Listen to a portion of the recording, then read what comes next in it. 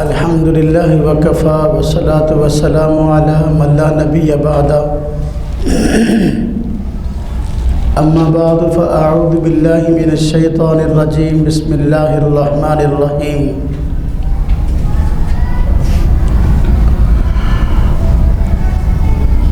محمد رسول اللہ والذین معه اشداء علی الکفار رحماء بینہم تراہم رکعا سجدا یبتغون فضلا من اللہ ورضوانا سیماہم فی وجوہہم من اثر السجود ذالک مثلہم فی التوراۃ ومثلہم فی الانجیل قال النبی صلی اللہ علیہ وسلم الدین النصیحہ آمنت باللہ صدق اللہ العظیم وصدق رسولہ النبی الکریم ونحن علی ذلک من الشاہدین والشاکرین والحمد للہ رب العالمین۔ 7 روزہ دورہ آیات عقائد کا آج دوسرا دن اور دوسری نشست ہے۔ اس دن کی پہلی نشست میں ہم نے یہ بات پڑھی ہے کہ صحابہ کرام رضوان اللہ تعالی علیہم اجمعین ایمان میں بے مثال شخصیات ہیں۔ اب کے نشست میں ہم یہ پڑھیں گے کہ صحابہ کرام رضوان اللہ تعالی علیہم اجمعین اعمال میں بے مثال شخصیات ہیں۔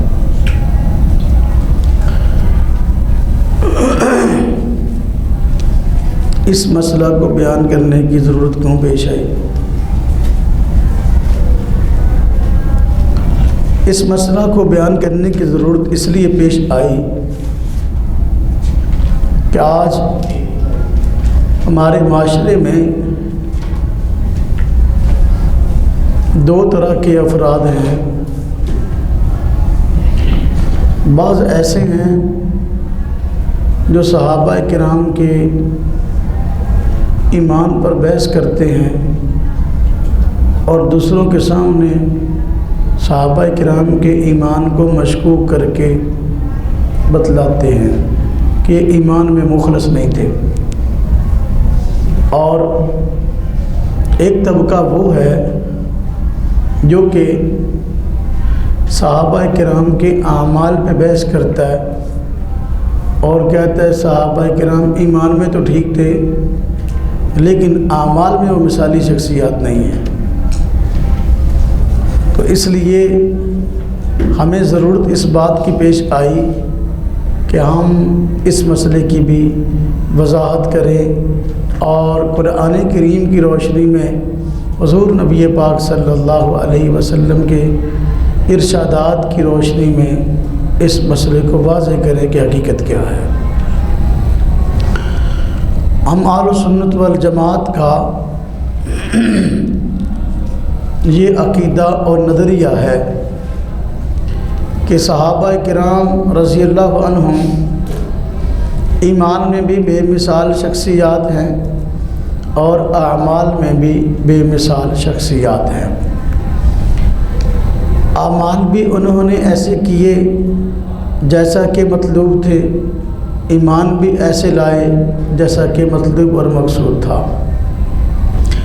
اسی وجہ سے اللہ تبارک و تعالیٰ نے اس دنیا کے اندر صحابہ کرام کو جنت کی بشارتیں عطا فرمائی ہیں۔ ڈائریکٹ جنت میں جانے کے لیے آپ جانتے ہیں ایمان بھی ضروری ہے اور عمل صالح بھی ضروری ہے۔ ایمان بھی ضروری ہے اور عمل صالح بھی ضروری ہے۔ اگر ایمان نہ ہو جنت میں نہیں جا سکتا، اور اگر ایمان ہو عمل صالح نہ ہو ڈائریکٹ جنت میں نہیں جا سکتا۔ اللہ تبارک و تعالیٰ اپنی رحمت سے معاف کر دے، کسی کی سفارشوں قبول کر لے، ایک الگ بات ہے۔ قانون یہ ہے کہ ڈائریکٹ جنت میں جانے کے لیے ایمان بھی ضروری ہے اور اعمال صالحہ بھی ضروری ہے۔ جب اللہ تبارک و تعالیٰ نے صحابہ کرام کو اس دنیا کے اندر جنت کی بشارتیں سنائی ہیں تو یہ اس بات کا واضح ثبوت ہے کہ صحابہ کرام کا ایمان بھی مثالی تھا، ان کے اعمال بھی مثالی تھے۔ اللہ پاک نے قرآن کریم میں فرمایا نا، اِلَّا الَّذِينَ آمَنُوا وَعَمِلُوا الصَّالِحَاتِ فَلَهُمْ أَجْرٌ غَيْرُ مَمْنُونٍ، کہ جو لوگ ایمان لے آئے اور نیک اعمال کیے ان کے لیے اجر ہے نہ ختم ہونے والا۔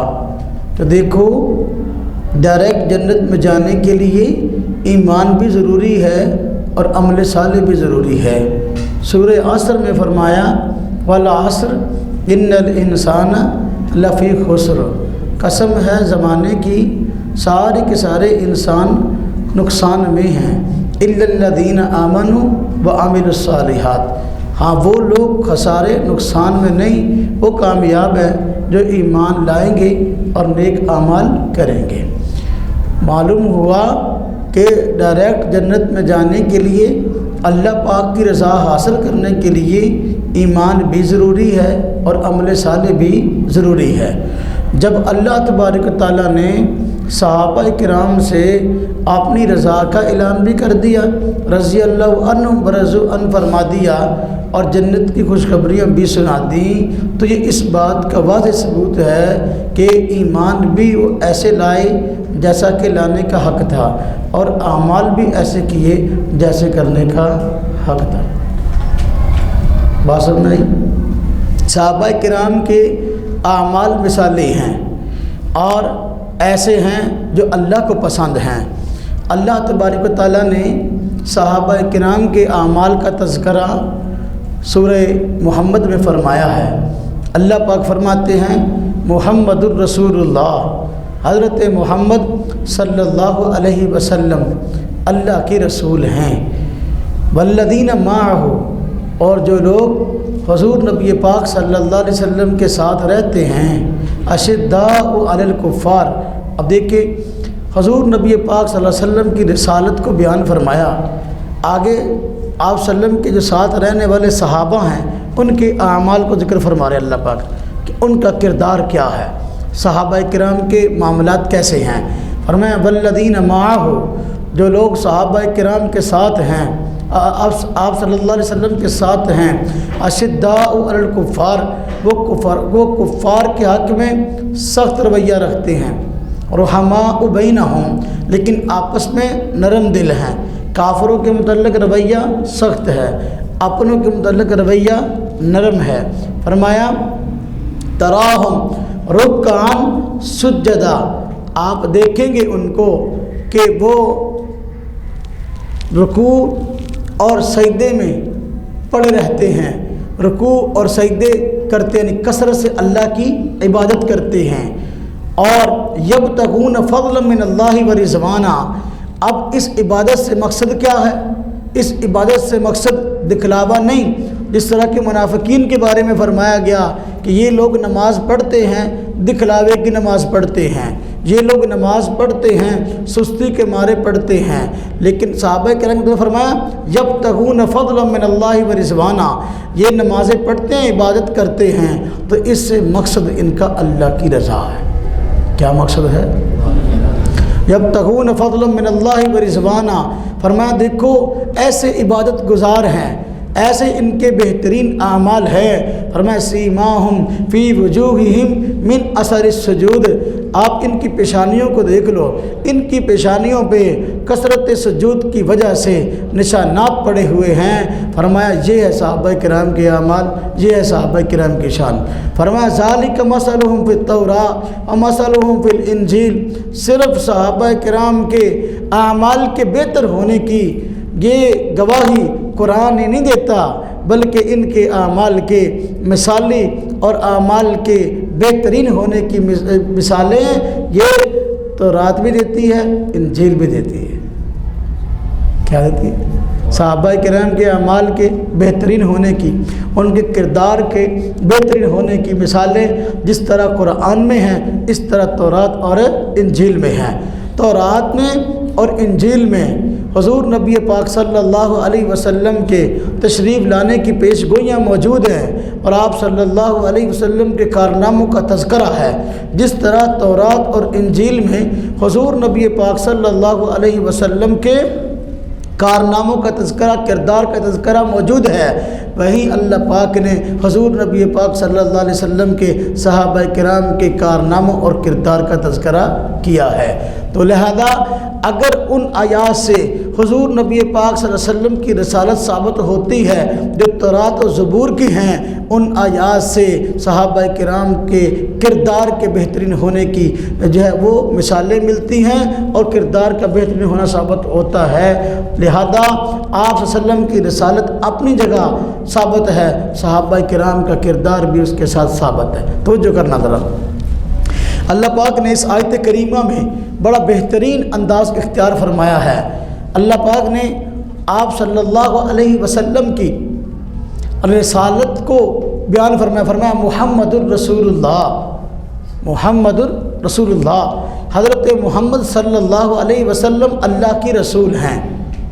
اب یہ دعویٰ ہے، یہ کیا ہے؟ دعویٰ ہے، یہ موقف ہے۔ ہر دعوے کو ثابت ہونے کے لیے دلیل کی ضرورت ہوتی ہے۔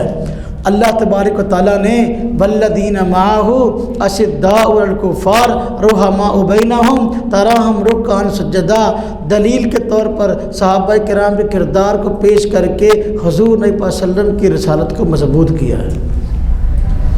محمد الرسول اللہ کیا ہے؟ دعویٰ، اور صحابہ کا کردار کیا ہے؟ دلیل۔ تو اگر صحابہ کا کردار کمزور ہو جائے تو آپ صلی اللہ علیہ وسلم کی رسالت پر لوگوں کو شک پڑتا ہے۔ معلوم ہوا آپ صلی اللہ علیہ وسلم کی رسالت اپنی جگہ ثابت ہے اور صحابہ کرام کا کردار اپنی جگہ بہترین ہے۔ اگر کردار داغدار ہوتا، اگر اعمال صالحہ نہ ہوتے ان کے، اللہ تبارک و تعالیٰ کبھی بھی آپ صلی اللہ علیہ وسلم کی رسالت کے دعوے کے جواب میں بطور دلیل کے صحابہ کرام کے کردار کو ذکر نہ کرتا۔ بات سمجھ میں آ رہی ہے؟ دیکھیں اگر اللہ پاک نے کیا بہترین انداز اختیار فرمایا ہے۔ صحابہ کرام حضور نبی پاک صلی اللہ علیہ وسلم کی کھیتی ہیں، فرمایا کزرعٍ اخرج شطأہ فآزرہ فاستغلظ فاستوى علی سوقہ یعجب الزراء لیغیظ بہم الکفار۔ توجہ کریں، فرمایا کہ دیکھو حضور نبی پاک صلی اللہ علیہ وسلم کی مثال تو ایسے ہے جس طرح کہ ایک کاشتکار ہے۔ ایک کاشتکار زمین پر محنت کر کے کھیتی کو کاشت کرتا ہے اور بیج کو ڈال دیتا ہے زمین میں، پھر وہ بیج ایک زمین کا سینہ پھاڑ کر ننھی سی کونپل کی صورت میں ظاہر ہوتا ہے، اور اس کے بعد جو ہے آہستہ آہستہ وہ جو ننھی سی کونپل نکلی ہے، پھر وہ ننھی سی کونپل آہستہ آہستہ بڑھنا شروع ہوتی ہے، وہ چھوٹا سا پودا بنتا ہے، پھر ایک تناور درخت بن جاتا ہے، پھل اور پھول والا بن جاتا ہے۔ فرمایا کہ یعجب الزراء، جس نے کھیتی کاشت کی ہوتی ہے، جب بیج ڈالتا ہے اس وقت تو پہلے محنت کر رہا ہوتا ہے، اچھے نتیجے کی امید رکھتا ہے، جب اس کے سامنے اچھا نتیجہ آ جاتا ہے تو اس سے پھر کاشتکار خوش ہو جاتا ہے، واہ ہاں جی فصل لگائی تھی، ہل چلایا تھا، پانی لگاتا رہا، اب کھیتی لہلہاتی جب سامنے ہے، اب یعجب الزراء، یہ کھیتی جو ہے کاشت کرنے والے کو اچھی لگتی ہے، دیکھ کے خوش ہوتا ہے، کڈی سونی فصل ہے، کڈی سونی فصل ہے۔ تو پھر صحابہ کرام حضور نبی پاک صلی اللہ علیہ وسلم کی کھیتی ہیں، آپ صلی اللہ علیہ وسلم نے صحابہ کرام کے دلوں پر محنت کی ہے، صحابہ کرام کی شخصیات پر محنت کی اور صحابہ کرام کو امت کے سامنے نکھار کر پیش کر دیا اور امت کے مقتدا بنا دیا۔ اور پھر صحابہ کرام کے اس کردار کی وجہ سے جو کہ اللہ پاک نے ان کو عطا فرما دیا، حضور نبی پاک صلی اللہ علیہ وسلم کی ذات بھی خوش ہے۔ آپ نے روایت پڑھی ہوں گی، آپ صلی اللہ علیہ وسلم جب بہت بیمار تھے، سیدنا ابوبکر صدیق رضی اللہ تعالیٰ عنہ کو نماز پڑھانے کا حکم دیا، تو وفات سے کچھ لمحات پہلے آپ صلی اللہ علیہ وسلم نماز کا وقت تھا، ابو بکر صدیق رضی اللہ عنہ صحابہ کرام کو نماز پڑھا رہے ہیں اور صحابہ کرام نماز پڑھ رہے ہیں۔ آپ وسلم نے اپنے حجرہ مبارک سے اس طرح صحابہ کرام کو جھانکا اور نماز پڑھتے ہوئے دیکھ کر نبی پاک صلی اللہ علیہ وسلم مسکرائے۔ ہاں جی، یوجب الذرا، ہاں جی، صحابہ کو دیکھ کر آپ خوش ہوئے، واہ، اسی کام پہ میں نے ان کو لگانا تھا، تراہم رکعن سجدہ۔ ہاں جی، آپ دیکھیں گے رکوع سجدہ میں اللہ کی بات میں لگے ہوئے۔ اب آپ صلی اللہ علیہ وسلم نے پردہ مبارک ہٹایا اور صحابہ کرام کو نماز میں مشغول دیکھ کر آپ صلی اللہ علیہ وسلم خوش ہوئے۔ اس کے بعد آپ نے پردہ نیچے کر لیا، اس کے بعد صحابہ کرام سے ملاقات نہیں ہوئی۔ یہ یوجب الذرا، صحابہ کرام حضور نبی پاک صلی اللہ علیہ وسلم کی کھیتی ہیں، اور جب کھیتی تیار ہو گئی تو کھیتی تیار ہونے کے بعد کاشتکار کو، کھیتی تیار کرنے والے کو بڑی خوشی ہوتی ہے جب کھیتی تیار دیکھتا ہے اپنے سامنے اپنی محنت کے پھل کو۔ تو حضور نبی پاک صلی اللہ علیہ وسلم نے صحابہ کرام کو دیکھ کر خوشی کا اظہار فرمایا ہے۔ جس طرح اس دنیا کے اندر معاملہ ہے، بندہ دنیا میں زندگی گزارتا ہے تو بندے کے چاہنے والے بھی ہوتے ہیں اور بندے کے مخالف بھی ہوتے ہیں۔ تو جو چاہنے والے ہوتے ہیں، جب بندے کو کوئی نعمت ملے، انعام ملے یا اپنی محنت کا پھل ملے تو چاہنے والے اس سے خوش ہوتے ہیں، واہ ماشاء اللہ فلانی نعمت فلانے کو مل گئی، فلانے نے گاڑی لے لیا، ماشاء اللہ خوش ہوا۔ جس کو محبت ہوتی ہے وہ خوش ہوتا ہے، جس کو حسد و بغض ہوتا ہے وہ پریشان ہوتا ہے، اس کے پاس گاڑی کہاں سے آ گئی، ہاں جی، اس نے نیا مکان کہاں سے بنا لیا، ہاں جی، اور اس کے پاس فلاں پیسہ کہاں سے آ گیا، یعنی وہ جلتا ہے اور وہ پریشان ہوتا ہے، اس کے پاس کیوں آیا، اس کے پاس نہیں ہو میرے پاس ہو، جو مخالف ہوتا ہے۔ لیکن جو محبت کرتا ہے وہ کیا ہوتا ہے، وہ خوش ہوتا ہے۔ تو فرمایا صحابہ کرام حضور کی کھیتی ہیں۔ اب دیکھیں، اگر کاشتکار نے کاشتکاری کی اور کھیتی کو تیار کیا اور کھیتی تیار ہو گئی تو اب جو ذمہ دار ہوتا ہے، جس نے محنت کی ہے، وہ تو کھیتی کو دیکھ کر خوش ہو رہا ہوتا ہے، لیکن جو اس کے مخالفین ہوتے ہیں تو وہ آگے بگولہ ہو رہے ہوتے ہیں، اتنی فصل اس کی ہو گئی، اتنی فصل، انی کنک لیا ڈاکٹر صاحب، انی کر جی 80 من کنک ایک کلے دی، پریشان ہیں دے، ہاں جی، تو لیغیظ بہم الکفار۔ تو جو صحابہ کرام حضور کی کھیتی ہیں، صحابہ کرام کی جماعت جب تیار ہو گئی، اب پریشانی حضور سے صحابہ کرام سے کس کو ہے، جو ان کا دشمن ہے۔ کس کو ہے، جو حضور نبی پاک صلی اللہ علیہ وسلم سے محبت کرتا ہے تو وہ صحابہ کرام حضور کی کھیتی ہیں تو اس صحابہ سے بھی محبت کرے گا، اور جو حضور نبی پاک صلی اللہ علیہ وسلم سے نفرت کرتا ہے تو وہ صحابہ کرام سے بھی نفرت کرے گا۔ اب یہ تفریق ٹھیک نہیں ہے کہ محبت حضور سے تو ہو لیکن صحابہ کرام سے نہ ہو، یہ کیسی محبت ہے؟ جس حضور نبی پاک صلی اللہ علیہ وسلم نے صحابہ کے دلوں پر بھی محنت کی ہے اور بہترین مومن بن گئے، اور ان کے ظاہر پر محنت کی ہے، کردار کے اعتبار سے جو ہے نا وہ اعلیٰ ہو گئے ہیں۔ تو دیکھیں، ایمان کے اعتبار سے بھی مثالی اور عمل کے اعتبار سے بھی مثالی، اس لیے اللہ پاک نے یہ وعد اللہ سے بات کی ہے، اللہ تعالیٰ نے ان کے لیے بڑا اجر تیار کر رکھا ہے۔ تو صحابہ کرام کے لیے بڑے اجر کا وعدہ ایسے نہیں ہوا، اس لیے ہوا صحابہ کرام جس طرح ایمان میں بے مثال تھے اس طرح اعمال میں بھی بے مثال ہیں۔ جس طرح صحابہ کرام کا ایمان حجت ہے اس طرح صحابہ کرام کے اعمال حجت ہیں۔ آج ایک طبقہ صحابہ کرام کے ایمان پر بحث کرتا ہے اور اس کو حجت نہیں مانتا، اور دوسرا طبقہ صحابہ کرام کے اعمال پر بحث کرتا ہے اور ان کے اعمال کو حجت نہیں مانتا۔ دونوں باتیں ہی قابل افسوس ہیں۔ حضور نبی پاک صلی اللہ علیہ وسلم نے صحابہ کرام کے ایمان پر بھی محنت کی ہے اور کردار پر بھی محنت کی ہے۔ ایمان بھی مثالی ٹھہرا اور اعمال بھی مثالی ٹھہرے۔ اب کسی عام بندے کو ان پر اعتراض کا حق حاصل نہیں ہے۔ اگر کوئی کرتا ہے تو پھر اس کو پہلے اپنے ایمان کی دوسروں کو کچھ سند فراہم کرنی چاہیے پہلے اپنے کردار اور اپنے عمل کی سند فراہم کرنی چاہیے۔ قرآن نے صحابہ کرام کے ایمان اور صحابہ کرام کے عمل کی سند قرآن میں دے دی ہے کہ ان کا ایمان بھی مثالی ہے اور ان کے اعمال بھی مثالی ہے۔ اگر صحابہ کرام کا عمل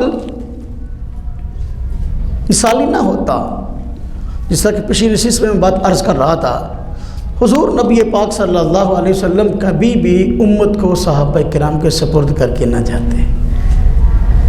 اس لیے آپ نے فرمایا اختلاف کے موقع پر بنی اسرائیل 73 فرقوں میں بٹ گئے تھے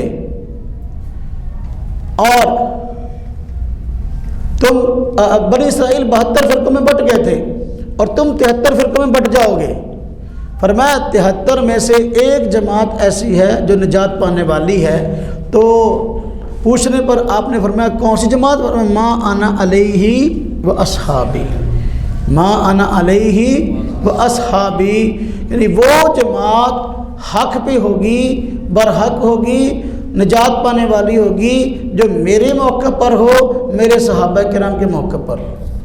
حضور نبی پاک صلی اللہ علیہ وسلم نے بات بالکل واضح فرما دی کہ بھئی نجات جس طرح میری سنت میں ہے، نجات اس طرح صحابہ کرام کی پیروی میں ہے، نجات اس طرح صحابہ کرام کی پیروی میں ہے۔ ہمارا توجہ کرنا، ہمارا نام ہے اہل سنت والجماعت، اہل سنت والجماعت۔ سمجھو اس کا معنی کیا ہے، اہل سنت کا معنی کیا ہے، والجماعت کا معنی کیا ہے۔ اہل سنت کا معنی یہ ہے کہ ہم حضور نبی پاک صلی اللہ علیہ وسلم کے طریقے کو لینے والے ہیں، سنت کو لینے والے ہیں۔ سنت کہتے ہیں اس عمل کو جس کو حضور نبی پاک صلی اللہ علیہ وسلم نے مسلسل کیا، چھوڑا نہیں، اور اس کو کرنے یعنی اس پر عمل کرنے کی صحابہ کرام کو ترغیب دی، صحابہ کرام نے اس کو اپنا لیا اور پھر اس کو پوری دنیا میں پھیلا دیا، یہاں تک کہ وہ ایک دین کا مسئلہ ٹھہرا اور لوگ اس پر عمل کرتے آ رہے ہیں۔ اسے کہتے ہیں سنت، اسے کہتے ہیں سنت۔ پھر سمجھ لو سنت کیا ہے؟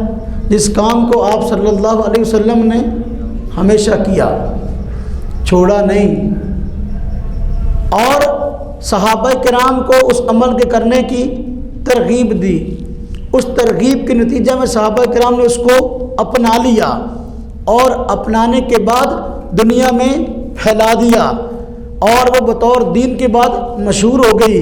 اسے کہتے ہیں سنت، اسے کہتے ہیں جس کام کو بعض لوگ کہتے ہیں نا کہ جی ہم حدیث کو مانتے ہیں۔ حضور نبی پاک صلی اللہ علیہ وسلم نے حدیث پر عمل کرنے کا حکم نہیں دیا بلکہ سنت پر عمل کرنے کا حکم دیا۔ فرمایا علیکم بسنتی، نہیں فرمایا علیکم بحدیثی۔ کیا فرمایا علیکم بسنتی؟ سنت، حدیث اور سنت میں تھوڑا سا فرق ہے۔ حدیث میں، حدیث کہتے ہیں آپ صلی اللہ علیہ وسلم کے قول کو، فعل کو، تقریر کو۔ ہاں جی، حدیث کی تعریف میں اگرچہ میں آگے بات سمجھاؤں گا، صحابی کا قول فعل تقریر بھی آتی ہے، تابعی کا قول فعل تقریر بھی آتی ہے۔ یہ حدیث کی تعریف میں شیخ عبدالحق محدث دہلوی نے مقدمہ مشکات میں لکھا ہے۔ تو حدیث میں اور سنت میں فرق ہے۔ ہو سکتا ہے کہ حدیث میں کوئی بات آئی ہو اور حضور نبی پاک صلی اللہ علیہ وسلم نے اس کام کو کیا ہو لیکن امت کو اس کی اجازت نہ ہو۔ حدیث میں ایک بات آئی، آپ نے اس کو کیا، آپ کو متعلق آیا بھی آپ نے وہ کام کیا، لیکن وہ آپ کی خصوصیت تھی، امت کو کرنے کی اجازت نہیں تھی۔ جس طرح کہ اب 4 سے زیادہ شادیاں آپ صلی اللہ علیہ وسلم نے کی ہیں، اب آپ نے صحابہ کرام کو اپنی امت کو آگے کہا اس کو کرو 4 سے زیادہ شادیاں نہیں۔ اب حدیث میں آ گیا کہ آپ نے 4 سے زیادہ شادیاں کی ہیں، اب جو بندہ کہتا ہے کہ میں نے تو حدیث کو لینا ہے، حدیث میں جو آئے گا میں تو کروں گا، پھر تمہیں جا 11 کر لا، کیونکہ آپ نے امت کو ترغیب نہیں دی اس کام کرنے کی، لہذا یہ آپ کی خصوصیت ہے، امت کو اجازت نہیں۔ جو حضور کی خصوصیت ہے وہ سنت نہیں ہے، وہ حدیث ہے۔ اور آپ کا طریقہ ہے اور آپ کے حق میں بات ہے، سمجھ آئی؟ تو ہو سکتا ہے کہ حدیث میں کسی ایسے کام کا تذکرہ ہو جو آپ صلی اللہ علیہ وسلم نے ایک وقت تک کیا اور بعد میں اس کو چھوڑ دیا۔ اب حدیث پاک وہ حدیث تو ہوگی لیکن سنت نہیں ہوگی۔ جس طرح کی روایات میں آیا، حضور نبی پاک صلی اللہ علیہ وسلم نے جب مدینہ طیبہ کی طرف ہجرت فرمائی ہے تو ہجرت کے بعد آپ نے کچھ عرصہ بیت المقدس کی طرف رخ کر کے نماز پڑھی ہے۔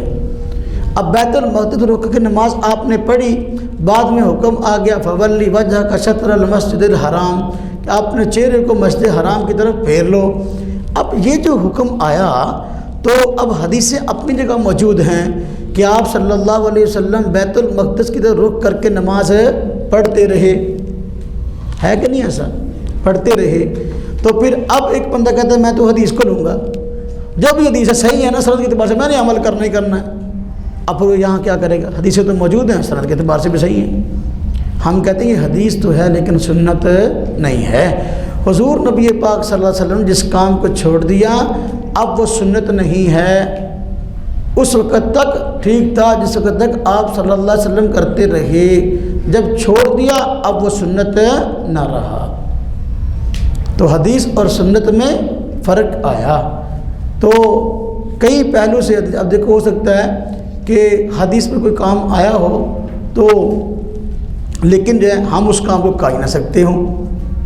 جس طرح کہ حدیث پاک میں آیا کہ حضور نبی پاک صلی اللہ علیہ وسلم معراج پہ گئے ہیں، ہاں جی، اور میں معراج سے جانا بھائی ہوں، حدیث پاک سے آ گیا، کدھر جائے گا بھائی؟ وہ ہے تو صحیح لیکن وہ آپ صلی اللہ علیہ وسلم کے ساتھ خاص معاملہ نا، آپ کا معجزہ ہے، اور یہ کیسے جا سکتا ہے؟ لہذا عمل آپ صلی اللہ علیہ وسلم نے سنت پر عمل کرنے کا حکم دیا ہے، اور آپ نے اس نے فرمایا علیکم بسنتی و سنت خلفاء الراشدین المہدیین، میری اس پر عمل کرنا، خلفاء راشدین کی سنت پر عمل کرنا۔ تو آپ نے عمل کرنے کا حکم سنت پر دیا، اس لیے آپ صلی اللہ علیہ وسلم فرمایا فمن راغب عن سنتی فلیس منی، جس نے میری سنت سے اعراض کیا وہ مجھ سے نہیں۔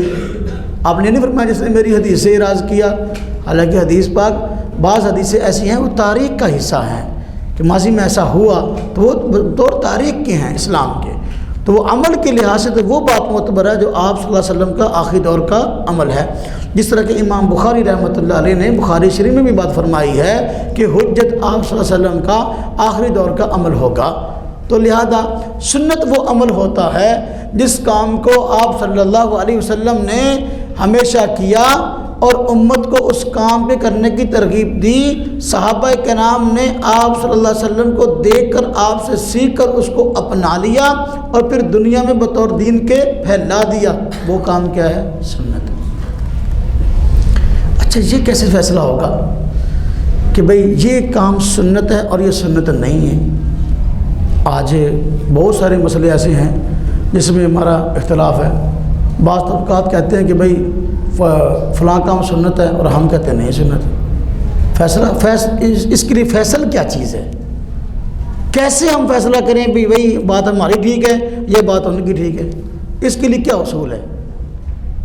ہاں جی، اب بعض حضرات کے ہاں جی وہ کہتے ہیں جی ہاں جی وہ بکثرت سنتے سیکھی اور سکھائی جاتی ہیں، ہمارے ساتھ آؤ ہمارے ساتھ چلو۔ وہ بکثرت سنتے جو ہے نا وہ سیکھنے سکھانے کی بجائے بہت ساری بدعات ہیں جو کہ سیکھی اور سکھائی جاتی ہیں۔ اب میں سمجھتا ہوں وہ بدعت ہے، وہ کہتا ہے وہ سنت ہے۔ کسی عمل کے سنت اور بدعت ہونے کا معیار کیا ہے؟ سنت اور بدعت ہونے کا معیار صحابہ کرام ہے۔ کسی عمل کا سنت ہونا نہ ہونا اس کا فیصلہ میں نہیں کر سکتا، نہ کوئی دوسرا بندہ کر سکتا ہے۔ اس چیز کا فیصلہ صحابہ کرام کریں گے کہ یہ عمل سنت ہے کہ نہیں۔ ہمارا نام ہے اہل سنت والجماعت۔ سنت کا معنی آپ صلی اللہ علیہ وسلم کے طریقے کو اپنانے والے، والجماعت کا معنی کسی عمل کا سنت ہونا نہ ہونا اس کا فیصلہ صحابہ کرام سے لینے والے۔ آئی بات سمجھ میں؟ والجماعت کا معنی، والجماعت سے مراد یہ جماعت نہیں ہے، والجماعت ہے الف لام کے ساتھ۔ جب الف لام آتے سے خاص جماعت مراد ہے، وہ صحابہ کرام کی جماعت مراد ہے۔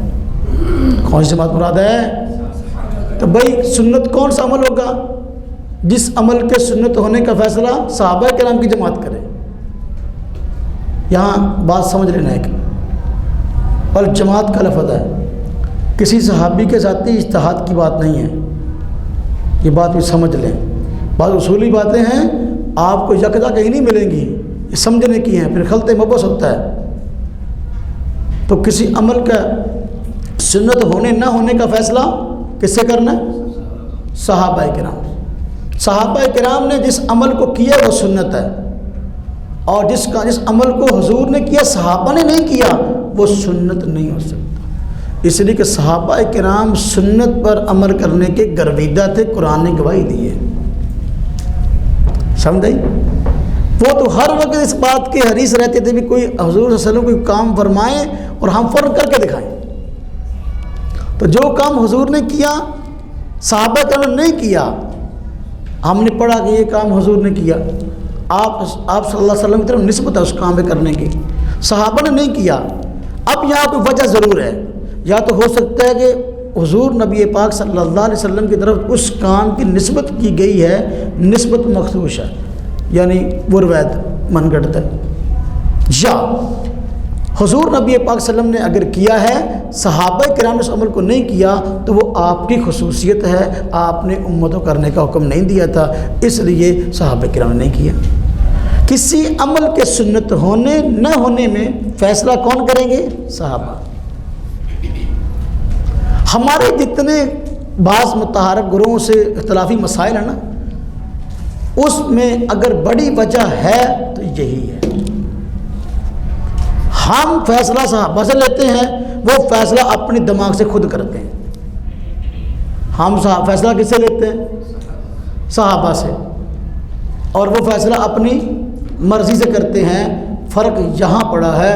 درجنوں مسائل جو فرقہ اہل حدیث کے ہم سے مختلف ہیں، اس کی بڑی وجہ یہ ہے کہ ہم صحابہ کرام سے اس کا فیصلہ لیتے ہیں جبکہ ان کی کتابوں میں لکھا ہے بطور اصول کے. ویسے تو وہ کسی اصول کے پابند ہے نہیں، تو اگر لکھا ہے ان کی کتابوں میں صحابی کا قول فعل حجت نہیں. صحابی کا قول فعل حجت. جتنی نظرات کی بڑی کتاب فتاوی علماء حدیث دیکھیں، فتاوی اہل حدیث دیکھیں، فتاوی ثنائیہ دیکھیں، ہاں جی، جو بڑے معتبر فتاوی ان کے چھپے ہوئے ہیں، اور ان کی بڑی بڑی اہم کتابیں جو معیار الحق دیکھ لیں، نذیر حسین دہلوی صاحب کی فتاوی نظیریہ دیکھ لیں، اور اس کے علاوہ درجنوں کتابیں، ہاں جی، عرف الجادی دیکھ لیں، ہاں جی، نزل الابرار دیکھ لیں. اب ہم ان کتابوں کے نام اسی لیتے ہیں کہ تاریخ میں لکھی تو گئی ہیں نا، لیکن وہ چھپاتے ہیں. چلو وہ آپ کی مرضی ہے کہ آپ کی کتاب اب اس کو چھپاؤ یا پھیلاؤ. اس کے علاوہ اب میں تفصیل سے بات کرتا ہوں کہ بعد میں اب تو نئی کتابیں لکھی جا رہی ہیں، اس بات پہ دلائل دینے کی کوشش کی جا رہی ہے، صفات کے صفات سیاہ کیے جا رہے ہیں. صحابی کا قول پھر حجت نہیں ہے. میں نے کل بھی شاید اس کا حوالہ دیا تھا. رئیس ندوی صاحب ہیں، ان کی 3-4 کتابیں ایسی ہیں جنہوں نے صحابہ کرام کے متعلق جو ہے غلط فہمیاں پیدا کی ہیں. اس کی ایک کتاب ہے ضمیر کا بحران. یہ جامع سلفیہ بنارس کا شیخ الحدیث ہے، اور جامع سلفیہ بنارس کو دارالعلوم دیوبند کی ٹکر کا ادارہ کہتے ہیں. اس بندے نے اس کی کتاب ہے ضمیر کا بحران، اس میں صحابہ کرام کے قول فعل کی جتنا ہونے کی بات کی ہے. اسی طرح اس کی دوسری کتاب مجموعہ مقالات پر سلفی تحقیقی جتنا میرے پاس پڑھا ہے، اتنی موٹی کتاب ہے. اس کے اندر اس نے باقاعدہ نعوذ باللہ من ذالک صحابہ کرام پر کیچڑ بھی اچھالا ہے، گندی زبان صحابہ کرام کے خلاف استعمال کی ہے. صحابی قول فعل حجت نہیں ہے. اس کی ایک کتاب تنویر الافاق فی مسئلۃ الطلاق وہ موجود ہے. اس کے اندر اس نے تو باقاعدہ باب قائم کیا ہے خلفائے راشدین کے وہ فیصلے جو سنت کے خلاف تھے. ہاں جی، نعوذ باللہ من ذالک عبارات کو توڑ مروڑ کے اپنے غلط معنی پہنا کر ان کو پیش کیا، اور پوری کتاب کے اندر جو ہے نا درجنوں صفحات، بلکہ کیا کتاب کا موضوع یہ ہے اگر دیکھا جائے تو کہ صحابہ کرام جو ہے نا تاثر یہ دیا. حضرت عمر فاروق، حضرت علی المرتضیٰ، اور صحابہ میں حضرت عبداللہ بن مسعود، اور کئی صحابہ کا تذکرہ کیا کہ یہ شریعت کی خلاف ورزی کے مرتکب ہوئے. جہاں تک کہ تنویر الافاق میں لکھا ہے 3 طلاقیں قرآن کے حکم کے مطابق تو ایک تھی، حضرت عمر رضی اللہ عنہ نے قرآن کے اس حکم کو بدل دیا۔ اب یہ مسئلہ ہے کہ کون سا عمل سنت ہے اور کون سا عمل سنت نہیں ہے، اس کا فیصلہ کہاں سے لینا ہے؟ صحابہ کرام سے۔ ہمارے یہاں صحابی کا قول فعل حجت ہے، تو تھوڑا فرق سمجھیں۔ ہمارا نام اہل و سنت والجماعت ہے۔ اہل و سنت کا معنی آپ صلی اللہ علیہ وسلم کے طریقے کو اپنانے والے، والجماعت کا معنی اس طریقے کو صحابہ کرام سے لینے والے، سنت کے ہونے نہ ہونے کا فیصلہ صحابہ کرام سے لینے والے، والجماعت۔ اب ان کے ہاں ایک کتاب ہے مولوی جونا گڑھی صاحب، اس کی کئی کتابیں ہیں، وہ بڑی مشہور تھی۔ ایک کتاب کا نام ہے طریق محمدی۔ اب طریق محمدی کے اندر باقاعدہ لکھا ہے کہ نعوذ باللہ من ذالک، حضور نبی پاک صلی اللہ علیہ وسلم کے متعلق بھی، کہ اگر آپ صلی اللہ علیہ وسلم بھی اپنی عقل سے کچھ فرمائیں تو وہ بھی حجت نہیں۔ اور اس کی دوسری کتاب ہے شمع محمدی۔ اس شمع محمدی اور اس میں طریق محمدی کے اندر یہ بھی لکھا، حضرت عمر رضی اللہ عنہ موٹے موٹے مسائل میں غلطی کر جاتے تھے، یعنی موٹے موٹے مسائل نہیں پتہ نہیں سی۔ اور اس میں جو شمع محمدی ہے اس کے اندر لکھا صفحہ 9 پر جو ہے باقاعدہ عنوان قائم کر کے حضرت عمر رضی اللہ تعالی عنہ کی سمجھ کا معتبر نہ ہونا، عنوان قائم کیا، حضرت عمر رضی اللہ عنہ کی سمجھ کا معتبر نہ ہونا، یعنی صحابہ کی سمجھ معتبر نہیں۔ پھر آگے اس کے بعد عنوان قائم کیا صحابہ کرام کی درایت معتبر نہیں۔ درایت کا مطلب کیا ہوتا ہے؟ ایک کا لفظ روایت، ایک کا لفظ درایت۔ روایت کا مطلب یہ کہ ہم صحابی حضور نبی پاک صلی اللہ علیہ وسلم کا جو فرمان نقل کرے ہم وہ تو صحابی سے لے لیں گے، لیکن صحابی اس آپ صلی اللہ علیہ وسلم کے عمل کا جو معنی اور مطلب بیان کرے وہ ہم نہیں لیں گے۔ سمجھ آئے روایت درایت کا مطلب؟ کہ ہم صحابی سے روایت تو لیں گے، یعنی آپ صلی اللہ علیہ وسلم کا عمل تو لے لیں گے، لیکن صحابی آپ صلی اللہ علیہ وسلم کے اس عمل کی جو وجہ اور عمل اور تفسیر بیان کرتا ہے ہم اس کو نہیں لیں گے۔ ہمارے ہاں صحابہ کرام کی درایت معتبر نہیں ہے۔ یعنی گویا وہ کہتے بھی ہم صحابہ کرام سے بڑے سمجھدار ہیں، ہم خود سمجھیں قرآن و حدیث کو۔ روڑا ہی اتھوں پہ ہے یہ دعویٰ، ہم قرآن و حدیث کو مانتے ہیں۔ ہاں جی، دعویٰ یہ ہے قرآن و حدیث کو ہم کہتے ہیں مانتے ہو تو تم سے زیادہ قرآن اور حدیث کو ماننے والے اور اس پر عمل کرنے والے صحابہ کرام تھے۔ ہمارے اور آپ کے جو اختلافی مسائل ہیں ان میں فیصل حکم جج صحابہ کرام کو بنا لو، ٹھیک ہے، جو ان کے فیصلے ہوں گے اس کو قبول کرتے ہیں۔ اچھا، ایک صحابہ کرام نے فیصلہ کیا بحیثیت جماعت،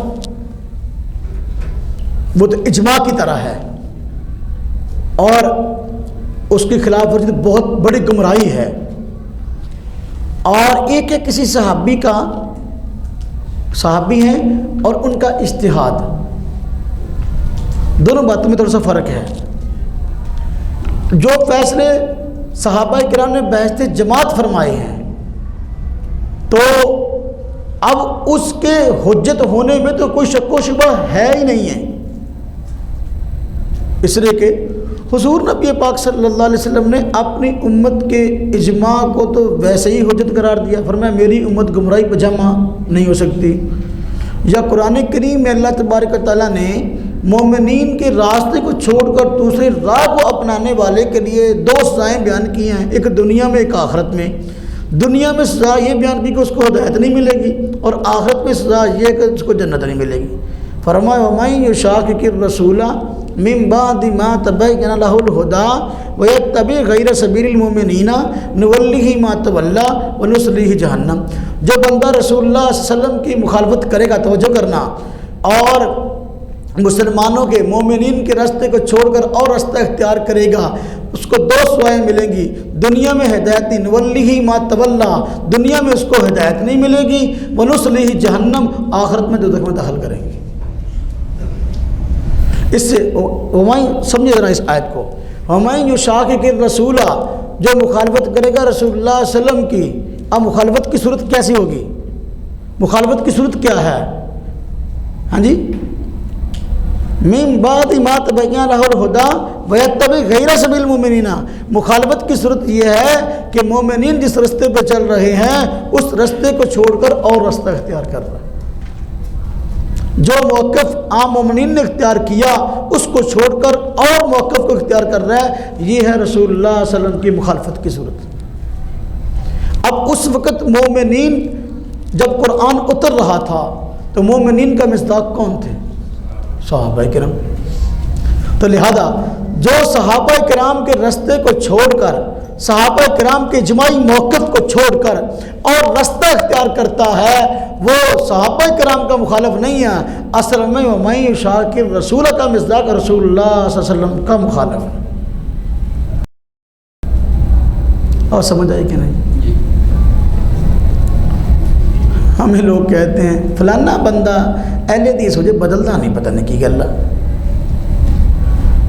فلانا بندہ اہل حدیث ہو جائے مڑ کے بدلتا نہیں۔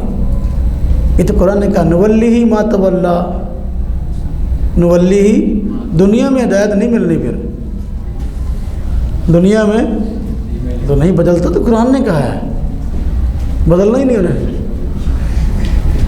بات سمجھ آئی؟ ہاں۔ تو میرے بھائیوں ہم یہ بات سمجھ رہے ہیں، پڑھ رہے ہیں کہ صحابہ کرام کے ایمان بھی مثالی تھا اور ان کے اعمال بھی مثالی تھے۔ تو پھر اہل حدیث کے لوگ اپنے آپ کو اہل سنت بھی کہتے ہیں اور والجماعت بھی کہنا شروع کر دیا، لیکن موقف یہ ہے کہ صحابی کا قول فعل حجت نہیں۔ اب دیکھیں میں عرض کر رہا تھا کہ بحیثیت جماعت صحابہ کرام نے موقف اختیار کیا تو اس کی مخالفت بہت بڑی گمراہی ہے، اور ایک ہے کہ صحابی کا اجتہاد، ایک صحابی کا اجتہاد۔ تو اب یہاں پر بھی دیکھیں گے کہ صحابی کا جو اجتہاد ہے، ایک طرف صحابی کا اجتہاد ہے کسی مسئلے میں اور دوسری طرف غیر صحابی کا اجتہاد ہے یا رائے ہے، اس میں بھی صحابی کی بات کو ترجیح ہوگی۔ امام اعظم ابو حنیفہ رحمۃ اللہ علیہ کے اصولوں میں بنیادی اصول یہ ہے کہ دیکھو قرآن کی بات آئے تو سر آنکھوں پہ، حدیث کی بات آئے تو سر آنکھوں پہ، صحابی کا قول آئے تو سر آنکھوں پہ۔ اگر صحابی کے بعد کی بات آتی ہے تو پھر ہاں جی ہم رجال نحن رجال، ہاں جی صحابی کا قول آ گیا سر آنکھوں پہ۔ امام ابو حنیفہ صحابی کے اجتہاد کے مقابلے میں اجتہاد قائل نہیں ہے، صحابی کے اجتہاد کے مقابلہ میں اجتہاد قائل ہے نہیں، کہتے ہیں صحابی ہم سے بڑا مجتہد ہے، جو فرمایا عمل کر لو۔ اصل مسئلہ یہاں سے ہے۔ اب دیکھو ایک صحابی کا اجتہاد اگر اس طرح ہوا، ایک صحابہ کرام کی جماعت کا فیصلہ ہے، اس کے مقابلے میں ایک صحابی کا اجتہاد آ گیا، اب ترجیح کس کو ہوگی؟ صحابہ کرام کی بحث جماعت جو فیصلہ، اس کو جو ذاتی اجتہاد ہے ہم اس کی عزت ضرور کریں گے، عمل ہم کس پہ کریں گے۔ لیکن اگر ایک طرف ایک صحابی کا اجتہاد ہے اور دوسری طرف بندہ مجتہد ہی نہیں ہے، 14ویں صدی کا بندہ، ہاں جی وہ مجتہد ہی نہیں ہے، اس کی رائے برائے رائے ہے، تو صحابی کے اجتہاد کے مقابلے میں بعد والے 13ویں 14ویں صدی کے بندے کی رائے کی حیثیت کیا ہوگی؟ اصل لڑائی یہ ہے۔ قرآن و حدیث کو ہمارا بھی دعویٰ کہ ہم مانتے ہیں اور ان کا بھی دعویٰ کہ ہم قرآن و حدیث کو مانتے ہیں، لیکن پھر اختلاف کیا ہے؟ ہم کہتے ہیں قرآن و حدیث پر عمل کرنا ہے صحابہ کرام سے پوچھ کر، اور یہ کہتے ہیں ہم نے قرآن و حدیث پہ عمل کرنا ہے اپنی مرضی سے۔ یہ رولا ہے۔ عام طور پر ہم دھوکہ کھا جاتے ہیں، سادہ بندے نا وہ کہتے ہیں وہ قرآن و حدیث کی بات کرتا ہے تو پھر ہم بات کیوں نہیں مانتے؟ ارے بھائی پہلے اس سے قرآن سننے سے پہلے، اس سے حدیث سننے سے پہلے دیکھو بندہ نظریاتی اعتبار سے کیسا ہے۔ اگر نظریاتی اعتبار سے ٹھیک ہے تو قرآن کا معنی بھی ٹھیک بیان کرے گا، اگر نظریاتی اعتبار سے ٹھیک ہے حدیث کا معنی بھی ٹھیک بیان کرے گا، اگر نظریاتی اعتبار سے ٹھیک نہیں تو قرآن اور حدیث کو اپنی خواہش کے مطابق ڈھال کر دوسروں کے سامنے پیش کرے گا۔ یہ مرزا جیل میں کیا کر رہا ہے؟ نہ اس نے باقاعدہ کسی سے قرآن پڑھا ہے، نہ کسی سے باضابطہ حدیث پڑھنا نصیب ہوئی ہے، اور نہ ہی جو ہے آگے کوئی حدیث پڑھانا نصیب ہوئی ہے۔ 10 بندے مردہ لاشیں اپنے سامنے بٹھا کر وہ 3 گھنٹے کی ویڈیو بنا رہا ہے، جو منہ میں آئے وہ کہہ رہا ہے، ہاں جی، کہ خواہ وہ صحابہ کرام کے خلاف ہو، خواہ وہ پوری امت کے بڑے بڑے علماء کرام کے خلاف ہو، لوگ کہتے ہیں تحقیق بڑی ہے۔ کیا تحقیق ہے؟ ہاں جی، یہ تو میرا الگ موضوع ہے، میرے اس پہ جو ہے نا 3-4 بیانات تفصیلی 3-4 گھنٹے کی تفصیلی ریکارڈنگ موجود ہے کہ اس کی علمی حیثیت کیا ہے۔ میں تو عام طور پر اس کو قابل تذکرہ بھی نہیں سمجھتا، کبھی کہہ لو کہ تھوڑی سی بات کر دیتا ہوں، وگرنہ تو اختلاف کرنے کا مزہ تو علماء سے آتا ہے نا، اختلاف کرنے کا مزہ تو ان سے آتا ہے جن کی معاشرے میں علمی حیثیت ہو۔ معاشرے کے اندر لوگ دنیا جادو کہ بھی ہیں بہت بڑا عالم ہے اور بہت بڑے علماء کا شاگرد ہے، بھئی بندہ بڑا عالم کیسے شمار ہوتا ہے؟ بڑے علماء کا شاگرد ہو یا اس کے شاگرد بڑے بڑے علماء ہوں، یہی بڑے پن کی بھئی علمی شخصیت اور بڑا بندہ شمار کیسے ہوتا ہے؟ یا تو اوپر نسبت بڑی ہو یا نیچے بڑے بڑے بندے تیار کر دی، میں کہتا ہوں یار بڑے عالم کا استاد ہے یا بڑے عالم کا شاگرد ہے۔ تو وہی جو نہ بڑے عالم کا استاد ہے اور نہ بڑے عالم کا شاگرد ہے، بلکہ کسی سے پڑھنا ہی نصیب نہیں ہوا، ہاں جی، تو اب وہ کیا کرے گا؟ اس کی علمی حیثیت کیا ہے؟ ہم اس کو موضوع بحث اس لیے لاتے ہی نہیں ہیں، ہم کہتے ہیں کوئی علم والا بندہ ہے وہ ہم سے بات کرے۔ بات سمجھ آئی؟ واقعہ میں بات کر رہا تھا کہ اجتہاد کے متعلق کہ صحابی کا اجتہاد ہے اور دوسری طرف اس بندے کا جو مجتہد ہے ہی نہیں۔ اب ہر بندہ اپنے گھر میں بیٹھا مجتہد بنا ہوا ہے، غیر مقلدوں میں ہر بندہ کہتا ہے میں امام ابو حنیفہ سے بڑا مجتہد ہوں۔ ہمارے حضرت متکلم اسلام رحمۃ اللہ علیہ وسلم فرمایا کرتے ہیں کہ بھئی مجتہد تو وہ ہے جس کو مجتہد بھی سمجھے کہ یہ مجتہد ہے، وہ مجتہد ہوگا نا۔ مجتہدین بھی سمجھے کہ یہ مجتہد ہے، وہ مجتہد ہوگا نا جس کو مجتہدین جانتے ہی نہیں، علمی دنیا میں سب تعارف نہیں ہے، وہ مجتہد کیسے ہو جائے گا؟ بھئی توبی دی او جنہوں توبی بھی منن گیا توبی آ، کیا خیال ہے؟ عالم وہ ہے جس کو عالم بھی مانے کہ واقعی بھئی عالم اسے کہتے ہیں، ہاں جی، تو مجتہد وہ ہے جس کو مجتہد بھی مانے کہ یہ مجتہد ہے۔ امام ابو حنیفہ مجتہد ہے، امام شافعی ان کو مجتہد مانتا ہے، امام مالک ان کو مجتہد مانتا ہے۔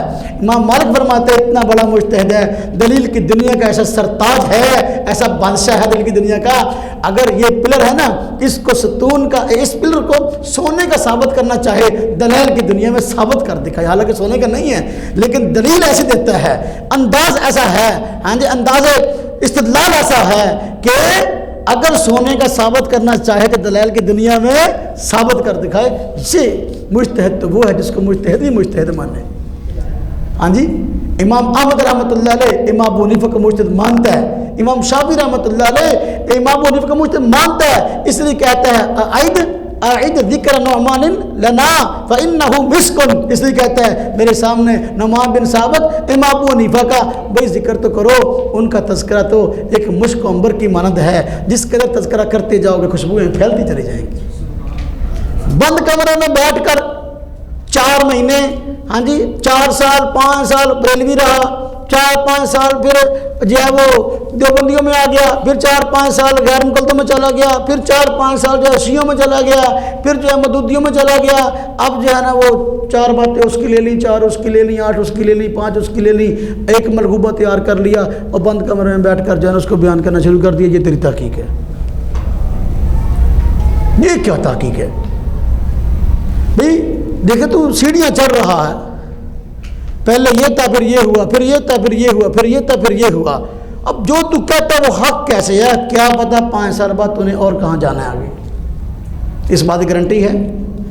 تیرا ماضی یہ بتلاتا ہے کہ تو ہر 2-4 سال بعد اگلا قدم رکھتا ہے، اب پتہ نہیں تو نے مرزائیوں کی طرف جانا ہے، پتہ نہیں تو نے جو ہے دہاریوں کی طرف جانا ہے، ہمیں تیرا کیا پتا؟ تیرے قدم جو ہے نا اوپر سیڑھیاں چڑھ رہا ہے، کہاں تک تیرا سٹاپ ہے ہمیں تو نہیں پتا۔ حق تجھے آج پوری زندگی گزارنے کے بعد پتہ نہیں چلا تو دوسرے کو کیا حق بتائے گا؟ باہر کیا میں بات عرض کر رہا تھا، تو صحابی کا جو اجتہاد ہے تو بہر کیف وہ امت کے اجتہاد سے افضل۔ امام ابو حنیفہ جیسا مجتہد اور فقیہ اعظم وہ فرماتا ہے جب صحابی کا قول فعل آ جائے تو سر آنکھوں پہ، تو بعد والے کسی بندے کی حیثیت کیا ہے۔ آج جو فرقہ اہل حدیث کے لوگ ہیں تو یہ بنیادی طور پر اگر ہم دیکھیں ہمارا جو ان سے اختلاف ہے، آپ دیکھیں کہ جو اختلافی روایت ہے، 2 طرح کی روایت آتی ہیں، ان میں ہم فیصلہ صحابہ کرام سے لیتے ہیں، ان میں فیصلہ اب آپ دیکھ لیں کہ اگر صحابی نے فیصلہ کیا ہے، ہاں جی اجتہاد ہے تو اس کو ترجیح دیتے ہیں، اور جو ہے وہ بسا اوقات اجماعی فیصلہ صحابہ کرام کا موجود ہے۔ مسئلہ رفع الیدین ہے، میں نے اس پہ بات کی تھی۔